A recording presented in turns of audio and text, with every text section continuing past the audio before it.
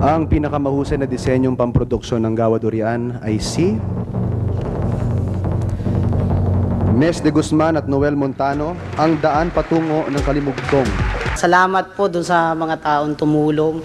Binabati ko din yung mga kaibigan. Tsaka, 5 lang po kaming tao ang umakyat sa Benguet. At ang pinakamahusay na direktor ng Gawa Durian ay si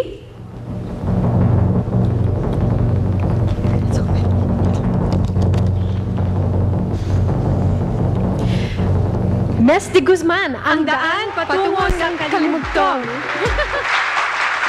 Renuel Ordonio at si Annalyn Bangsiil. Sila po ay kabilang sa mga tribong Kangkanae sa Benguet. Mga igurot po sila at pinagmamalaki po nila ito.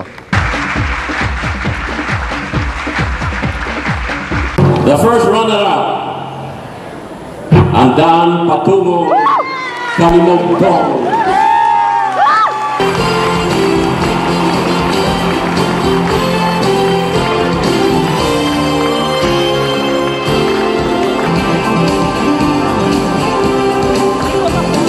This year's Urian Awards, an independent filmmaker went home with the Best Director and Best Picture awards for the film Ang Daang Patungong Kalimugtong. Congratulations, you won Best Director for the recent Urian. Daan Patungong Kalimugtong.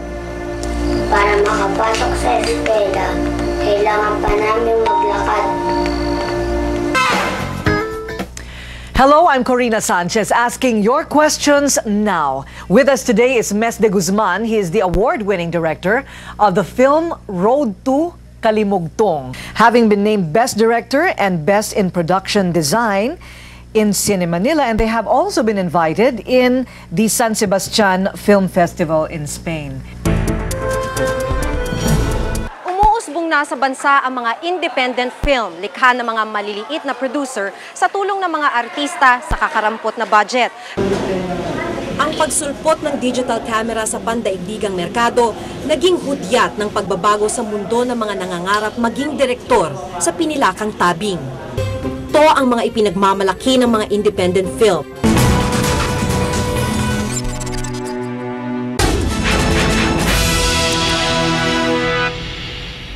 Ang manunulat at direktor nito ay mula sa daigdig ng literatura na si Mes de Guzman, kaya bihasa siya magpausad ng kwento. Kwento ito ng mga batang taga-Benguet, ang kanilang araw-araw na paglakad papasok sa kanilang eskwelahan. Sinundan ko lang yung mga bata na to. Tapos during the shooting or yung per scene, hindi gumamit ng mga profesional na artista si Mes. Mga totoong tao ng kanilang mga totoong kwento ang naging tauhan ng kanyang pelikula.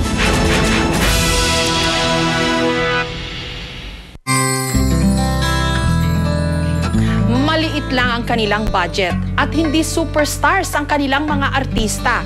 Pero sila ang nagbibigay ngayon ng karangalan sa Pilipinas. Mga independent o indie films. Sila nga ba ang pag-asa ng nananamlay pa ring pelikulang Pilipino? Sa mga malalaking pelikula, ganito ang kalimitang eksena. 3 hanggang 4 na high-tech camera. Kumpleto ang ilaw. Sikat ang mga artista. At kabi-kabilang tauhan at mga alalay. cut, okay, galing. Pero sa isang independent o indie film, iilan lang ang tao. Kailangan cowboy ang lahat. Dahil ang kamera, iisa. Sa budget na madalas hindi lumalagpas ng 1 milyon, isang malaking hamon ang gumawa ng isang independent o indie film. Pero karamihan sa mga ginawang indie film sa Pilipinas, humakot ng mga parangal sa loob at labas ng bansa. At ang Daan Patungong Kalimugtong. Nananamlay nga raw ang pinilakang tabi. Pero kung pagbabasihan naman ang kalidad ng mga kasalukuyang inilalabas na independent o indie films, sa isang banda, pwede pa rin nating masabi na buhay pa rin ang industriya ng pelikulang Pilipino.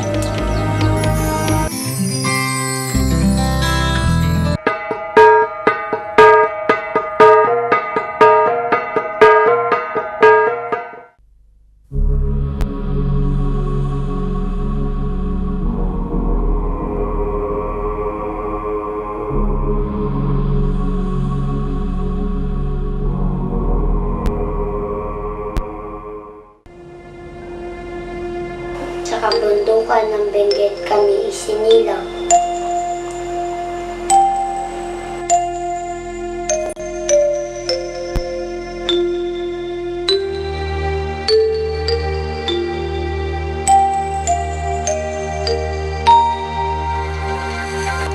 Sabi ko pag matuman iti ko dyan naramdaman manipod iti MPBC News Center. Ito pa rin surat ni Mr. Jimmy Bernabe. Sagot ka na kayo di Head and Shoulders.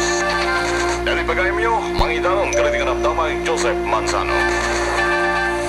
Ako naman, kariti naramdaman iti lokalidad iti City Camp Dam Site. Kung iti City Dam Site, iti Rizal, iti makonvert nun iti Maysa Control Dam Site Facility. Dati kalpasan nga iti City Mayor Braulio Yarnong, tinang-approve itang lawas na revised work plan para tinatagamat nga proyekto.